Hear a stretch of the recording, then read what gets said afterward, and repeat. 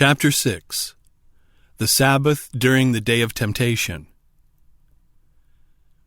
The history of the Sabbath during the provocation in the day of temptation in the wilderness, when God was grieved for 40 years with his people, may be stated in a few words. Even under the eye of Moses, and with the most stupendous miracles in their memory and before their eyes, they were idolaters, neglectors of sacrifices, neglectors of circumcision, murmurers against God, despisers of his law, and violators of his Sabbath. Of their treatment of the Sabbath while in the wilderness, Ezekiel gives us the following graphic description. But the house of Israel rebelled against me in the wilderness, and they walked not in my statutes, and they despised my judgments, which if a man do, he shall even live in them. And my Sabbaths they greatly polluted. Then I said, I will pour out my fury upon them in the wilderness to consume them. But I wrought for my name's sake, that it should not be polluted before the heathen, in whose sight I brought them out. This language shows a general violation of the Sabbath and evidently refers to the apostasy of Israel during the first 40 days that Moses was absent from them. God did then purpose their destruction, but at the intercession of Moses spared them for the very reason assigned by the prophet. A further probation being granted them, they signally failed a second time, so that God lifted up his hand to them that they should not enter the promised land.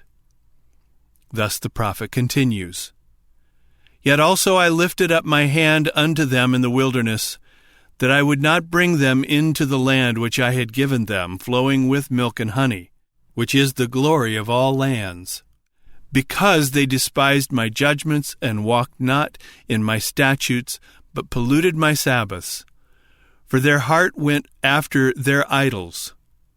Nevertheless mine eye spared them from destroying them, neither did I make an end of them in the wilderness. This language has undoubted reference to the act of God in excluding all that were over 20 years of age from entering the promised land. It is to be noticed that the violation of the Sabbath is distinctly stated as one of the reasons for which that generation were excluded from the land of promise. God spared the people so that the nation was not utterly cut off, for he extended to the younger part a further probation. Thus the prophet continues, But I said unto their children in the wilderness, Walk ye not in the statutes of your fathers, neither observe their judgments, nor defile yourselves with their idols. I am the Lord your God. Walk in my statutes, and keep my judgments, and do them. And hallow my Sabbaths, and they shall be a sign between me and you, that you may know that I am the Lord your God. Notwithstanding the children rebelled against me, they walked not in my statutes, neither kept my judgments to do them, which if a man do, he shall even live in them. They polluted my Sabbaths. Then I said, I would pour out my fury upon them to accomplish my anger against them in the wilderness.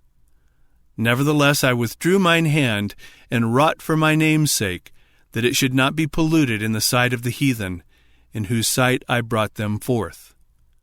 I lifted up mine hand unto them also in the wilderness, that I would scatter them among the heathen, and disperse them through the countries, because they had not executed my judgments, but had despised my statutes, and had polluted my Sabbaths, and their eyes were after their fathers' idols. Thus it appears that the younger generation which God spared when he excluded their fathers from the land of promise did, like their fathers, transgress God's law, pollute his Sabbath, and cleave to idolatry. God did not see fit to exclude them from the land of Canaan, but he did lift up his hand to them in the wilderness, that he would give them up to dispersion among their enemies after they had entered the land of promise.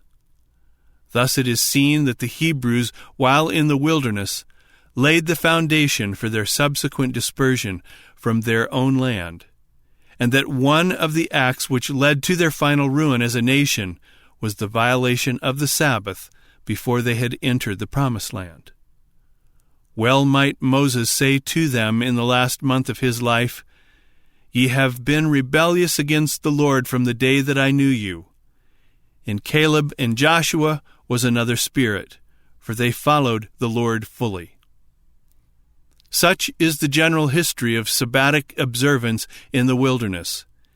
Even the miracle of the manna, which every week for 40 years bore public testimony to the Sabbath, became to the body of Hebrews a mere ordinary event, so that they dared to murmur against the bread thus sent from heaven. And we may well believe that those who were thus hardened through the deceitfulness of sin had little regard for the testimony of the manna in behalf of the Sabbath. In the Mosaic record we next read of the Sabbath as follows. And Moses gathered all the congregation of the children of Israel together, and said unto them, These are the words which the Lord hath commanded, that you should do them. 6 days shall work be done, but on the 7th day there shall be to you a holy day, a Sabbath of rest to the Lord. Whosoever doeth work therein shall be put to death. Ye shall kindle no fire throughout your habitations upon the Sabbath day. The chief feature of interest in this text relates to the prohibition of fires on the Sabbath. As this is the only prohibition of the kind in the Bible, and as it is often urged as a reason why the Sabbath should not be kept, a brief examination of the difficulty will not be out of place. It should be observed, number 1, that this language does not form part of the 4th commandment, the grand law of the Sabbath. Number 2, that as there were laws pertaining to the Sabbath that were no part of the Sabbatic institution, but that grew out of its being entrusted to the Hebrews, such as the law respecting the presentation of the showbread on the Sabbath, and that respecting the burnt offering for the Sabbath, so it is at least possible that this is a precept pertaining only to that nation, and not a part of the original institution. Number 3, that as there were laws peculiar only to the Hebrews, so there were many that pertained to them only while they were in the wilderness. Such were all those precepts that related to the manna, the building of the tabernacle and the setting of it up, the manner of encamping about it, etc.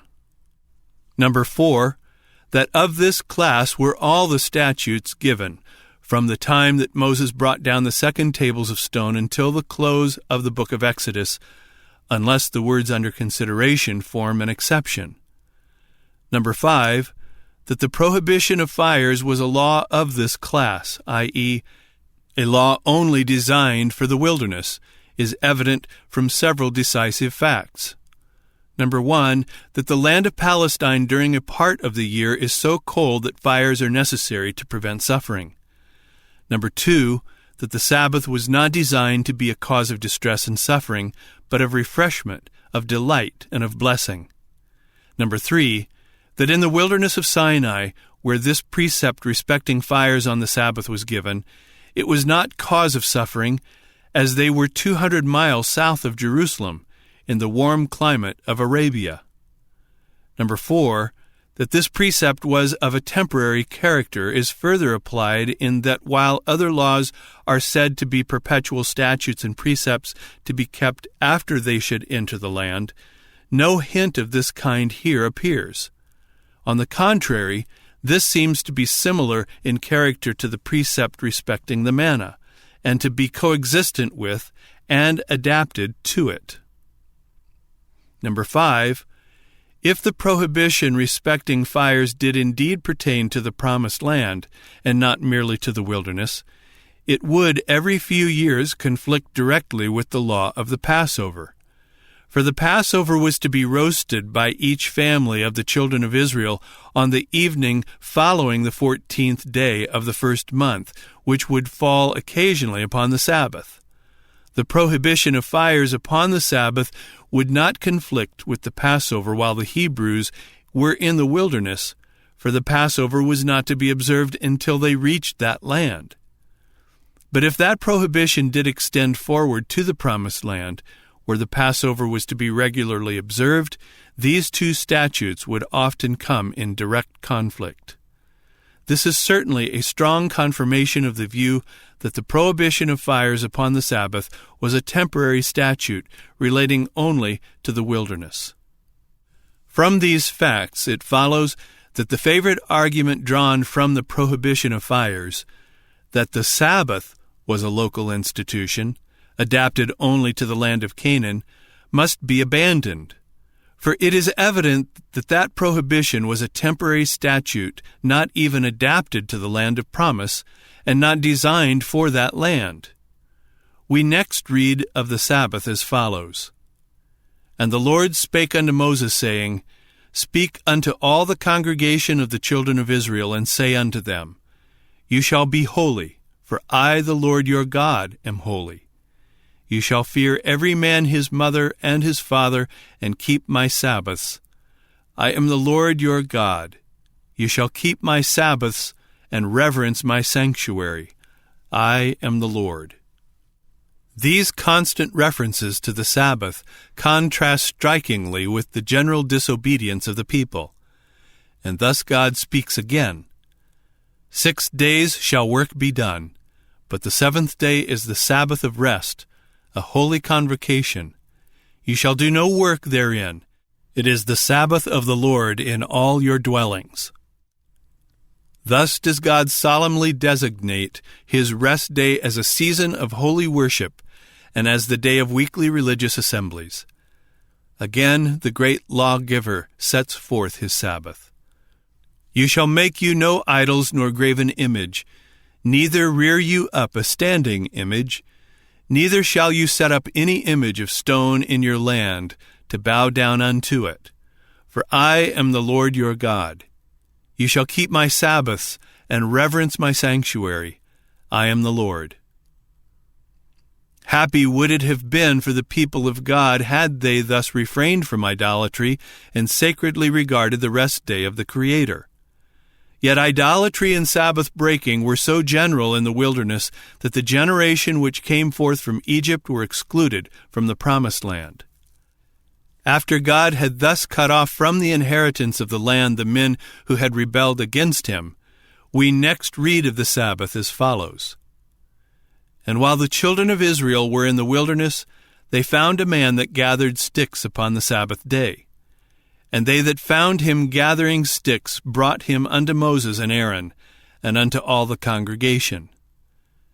And they put him inward, because it was not declared what should be done to him.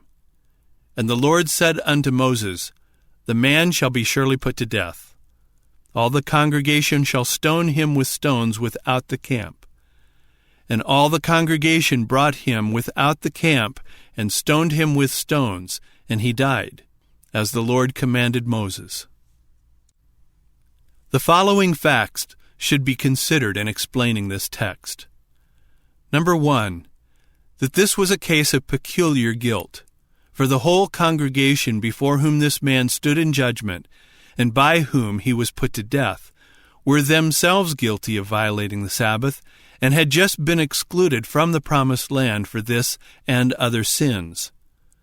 Number 2, that this was not a case which came under the existing penalty of death for working upon the Sabbath, for the man was put in confinement, that the mind of the Lord respecting his guilt might be obtained. The peculiarity of his transgression may be learned from the context. The verses which next precede the case in question read thus, But the soul that doeth aught presumptuously, whether he be born in the land or a stranger, the same reproacheth the Lord, and that soul shall be cut off from among his people. Because he hath despised the word of the Lord, and hath broken his commandment, that soul shall utterly be cut off. His iniquity shall be upon him. These words being followed by this remarkable case were evidently designed to be illustrated by it. It is manifest, therefore, that this was an instance of presumptuous sin, in which the transgressor intended despite to the Spirit of grace and to the statutes of the Most High. This case cannot therefore be quoted as evidence of extraordinary strictness on the part of the Hebrews in observing the Sabbath, for we have direct evidence that they did greatly pollute it during the whole 40 years of their sojourn in the wilderness. It stands, therefore, as an instance of transgression in which the sinner intended to show his contempt for the lawgiver, and in this consisted his peculiar guilt. In the last month of his long and eventful life, Moses rehearsed all the great acts of God in behalf of his people, with the statutes and precepts that he had given them. This rehearsal is contained in the book of Deuteronomy, a name which signifies second law, and which is applied to that book, because it is a second writing of the law. It is the farewell of Moses to a disobedient and rebellious people, and he endeavors to fasten upon them the strongest possible sense of personal obligation to obey. Thus, when he is about to rehearse the 10 Commandments, he uses language evidently designed to impress upon the minds of the Hebrews a sense of their individual obligation to do what God had commanded. Thus he says, "Hear, O Israel, the statutes and judgments which I speak in your ears this day, that you may learn them and keep and do them. The Lord our God made a covenant with us in Horeb. The Lord made not this covenant with our fathers, but with us, even us, who are all of us here alive this day." It was not the act of your fathers that placed this responsibility upon you, but your own individual acts that brought you into the bond of this covenant. You have personally pledged yourselves to the Most High to keep these precepts. Such is the obvious import of this language. Yet it has been gravely adduced as proof that the Sabbath of the Lord was made for the Hebrews and was not obligatory upon the patriarchs. The singularity of this deduction appears in that it is brought to bear against the 4th commandment alone, whereas, if it is a just and logical argument, it would show that the ancient patriarchs were under no obligation in respect to any precept of the moral law. But it is certain that the covenant at Horeb was simply an embodiment of the precepts of the moral law, with mutual pledges respecting them between God and the people, and that covenant did not give existence to either of the 10 Commandments. At all events, we find the Sabbath ordained of God at the close of creation and obligatory upon the Hebrews in the wilderness before God had given them a new precept on the subject. As this was before the covenant at Horeb, it is conclusive proof that the Sabbath did no more originate from that covenant than did the prohibition of idolatry, theft, or murder. The man of God then repeats the 10 Commandments, and thus he gives the 4th. "Keep the Sabbath day to sanctify it, as the Lord thy God commanded thee. 6 days thou shalt labor and do all thy work, but the 7th day is the Sabbath of the Lord thy God. In it thou shalt not do any work, thou, nor thy son, nor thy daughter, nor thy manservant, nor thy maidservant, nor thine ox, nor thine ass, not any of thy cattle, nor thy stranger that is within thy gates, that thy manservant and thy maidservant may rest as well as thou. And remember that thou was a servant in the land of Egypt, and that the Lord thy God brought thee out thence through a mighty hand and by a stretched out arm. Therefore the Lord thy God commanded thee to keep the Sabbath day." It is a singular fact that this scripture is uniformly quoted by those who write against the Sabbath as the original 4th commandment, while the original precept itself is carefully left out. Yet there is the strongest evidence that this is not the original precept, for Moses rehearses these words at the end of the 40 years' sojourn, whereas the original commandment was given in the 3rd month after the departure from Egypt. The commandment itself, as here given, contains direct proof on the point. Thus it reads, "Keep the Sabbath day to sanctify it, as the Lord thy God hath commanded thee," thus citing elsewhere for the original statute. Moreover, the precept as here given is evidently incomplete. It contains no clue to the origin of the Sabbath of the Lord, nor does it show the acts by which the Sabbath came into existence. This is why those who represent the Sabbath as made in the wilderness and not at creation quote this as the fourth commandment and omit the original precept, which God himself proclaimed, where all these facts are distinctly stated.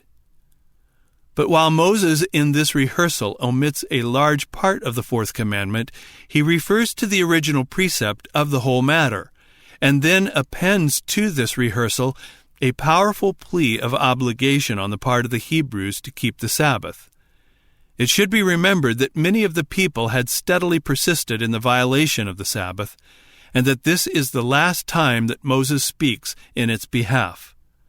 Thus he says, "And remember that thou was a servant in the land of Egypt, and that the Lord thy God brought thee out thence through a mighty hand and by a stretched out arm. Therefore the Lord thy God commanded thee to keep the Sabbath day." These words are often cited as proof that the Sabbath originated at the departure of Israel from Egypt, and that it was ordained at that time as a memorial of their deliverance from thence. But it will be observed, number 1, that this text says not one word respecting the origin of the Sabbath or rest day of the Lord. Number 2, that the facts on this point are all given in the original fourth commandment and are there referred to creation. Number 3, that there is no reason to believe that God rested upon the seventh day at the time of this flight from Egypt, nor did he then bless and hallow the day. Number 4, that the Sabbath has nothing in it of a kind to commemorate the deliverance from Egypt, as that was a flight and this is a rest. And that flight was upon the 15th of the first month, and this rest upon the seventh day of the week. Thus one would occur annually, the other weekly. Number 5, but God did ordain a fitting memorial of that deliverance to be observed by the Hebrews, the Passover, on the 14th day of the first month, in memory of God's passing over them when he smote the Egyptians, and the feast of unleavened bread in memory of their eating this bread when they fled out of Egypt. But what then do these words imply? Perhaps their meaning may be more readily perceived by comparing them with an exact parallel found in the same book and from the pen of the same writer. "Thou shalt not pervert the judgment of the stranger, nor of the fatherless, nor take a widow's raiment to pledge. But thou shalt remember that thou was a bondman in Egypt, and the Lord thy God redeemed thee thence. Therefore I command thee to do this thing." It will be seen at a glance that this precept was not given to commemorate the deliverance of Israel from Egyptian bondage. Nor could that deliverance give existence to the moral obligation expressed in it.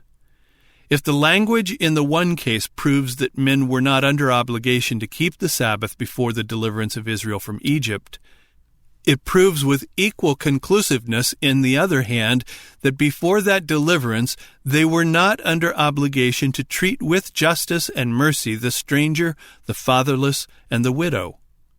And if the Sabbath is shown in the case to be Jewish, in the other, the statute of the great lawgiver in behalf of the needy and the helpless must share the same fate. It is manifest that this language is in each case an appeal to their sense of gratitude. You were slaves in Egypt, and God rescued you. Therefore remember others who are in distress and oppress them not. You were bondmen in Egypt, and God redeemed you. Therefore sanctify unto the Lord the day which he has reserved unto himself, a most powerful appeal to those who had hitherto persisted in polluting it. Deliverance from abject servitude was necessary indeed in each case, in order that the things enjoined might be fully observed. But that deliverance did not give existence to either of these duties. It was indeed one of the acts by which the Sabbath of the Lord was given to that nation, but it was not one of the acts by which God made the Sabbath, nor did it render the rest day of the Lord a Jewish institution. That the words engraven upon stone were simply the 10 Commandments is evident. Number 1, it is said of the first tables, "And the Lord spake unto you out of the midst of the fire. You heard the voice of the words, but saw no similitude, only you heard a voice. And he declared unto you his covenant, which he commanded you to perform, even 10 commandments, and he wrote them upon 2 tables of stone." Number 2, thus the first tables of stone contained the 10 commandments alone. That the second tables were an exact copy of what was written upon the first is plainly stated. "And the Lord said unto Moses, Hew thee 2 tables of stone like unto the first, and I will write upon these tables the words that were in the first tables, which thou breakest. And I will write on the tables the words that were in the first tables which thou breakest, and thou shalt put them in the ark." Number 3, this is confirmed by the following decisive testimony. "And he wrote upon the table the words of the covenant, the 10 commandments." The margin, Hebrew, words. "And he wrote on the tables according to the first writing the 10 commandments." In the margin it says words. "Which the Lord spake unto you in the mount, out of the midst of the fire in the day of the assembly, and the Lord gave them unto me." These texts will explain the following language. "And the Lord delivered unto me 2 tables of stone written with the finger of God, and on them was written according to all the words which the Lord spake with you in the mount out of the midst of the fire in the day of the assembly. Thus God is said to have written upon the tables according to all the words which he spoke in the day of the assembly. And these words which he thus wrote are said to have been 10 words. But the preface to the Decalogue was not one of these 10 words, and hence was not written by the finger of God upon stone.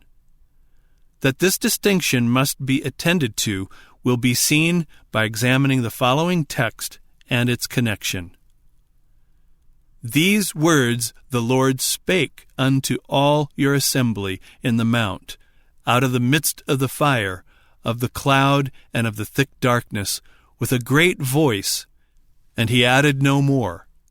And he wrote in 2 tables of stone, and delivered them unto me."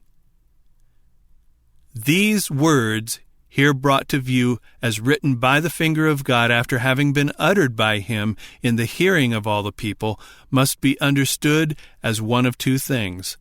Number 1, they are simply the 10 words of the law of God, or 2, they are the words used by Moses in this rehearsal of the Decalogue. But they cannot refer to the words used in this rehearsal, for, number 1, Moses omits an important part of the 4th precept as given by God in its proclamation from the mount. Number 2, in this rehearsal of that precept, he cites back to the original for that which is omitted. Number 3, he appends to this precept an appeal in its behalf to their gratitude, which was not made by God in giving it. Number 4, this language only purports to be a rehearsal and not the original itself. And this is further evinced by many verbal deviations from the original Decalogue. These facts are decisive as to what was placed upon the tables of stone. It was not an incomplete copy, citing elsewhere for the original, but the original code itself. And hence, when Moses speaks of these words as engraven upon the tables, he refers not to the words used by himself in this rehearsal, but to the 10 words of the law of God, and excludes all else. Thus have we traced the Sabbath through the books of Moses. We have found its origin in paradise when man was in his uprightness. We have seen the Hebrews set apart for all mankind as the depositaries of divine truth. We have seen the Sabbath and the whole moral law committed as a sacred trust to them. We have seen the Sabbath proclaimed by God as one of the 10 Commandments. We have seen it written by the finger of God upon stone in the bosom of the moral law. We have seen that law possessing no Jewish but simply moral and divine features placed beneath the mercy seat in the ark of God's testament. We have seen that various precepts pertaining to the Sabbath were given to the Hebrews and designed only for them. We have seen that the Hebrews did greatly pollute the Sabbath during their sojourn in the wilderness, and we have heard the final appeal made in its behalf by Moses to that rebellious people. We rest the foundation of the Sabbatic institution upon its sanctification before the fall of man. The 4th commandment is its great citadel of defense. Its place in the midst of the moral law beneath the mercy seat shows its relation to the atonement and its immutable obligation.